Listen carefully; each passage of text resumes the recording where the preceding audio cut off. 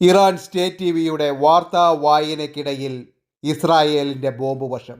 വാർത്ത വായിക്കുന്ന വാർത്താ അവതാരക ഇസ്രായേലിനെ തകർക്കുമെന്ന് പറയുന്ന വാർത്താ അവതാരക അവിടം വിട്ട് ഓടുന്ന രംഗമാണ് നാം കാണുന്നത്.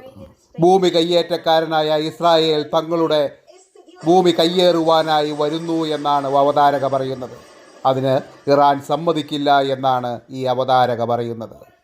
ഇറാൻ വെടിനിർത്തലിന് വേണ്ടി സമീപിച്ചിട്ടുണ്ട്, എന്നാൽ ഇസ്രായേൽ വെടിനിർത്തലിന് തയ്യാറല്ല എന്നാണ് അറിയുന്നത്.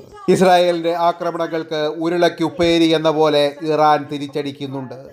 എന്നാൽ ഇറാൻ്റെ ആക്രമണങ്ങളെക്കാൾ 10 മടങ്ങ് ശക്തിയിലാണ് ഇസ്രായേൽ തിരിച്ചടിച്ചിരിക്കുന്നത്. ഇസ്രായേലിൻ്റെ അതിനൂതനങ്ങളായ ആയുധങ്ങൾ ഉപയോഗിച്ചാണ് ഇസ്രായേൽ ഇറാനെതിരെ ആഞ്ഞടിക്കുന്നത്.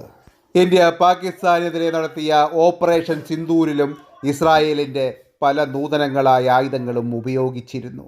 ഇന്ത്യ തിരിച്ച് ഇസ്രായേലിനും ഇന്ത്യയുടെ പല ആയുധങ്ങളും നൽകിയിട്ടുണ്ട്.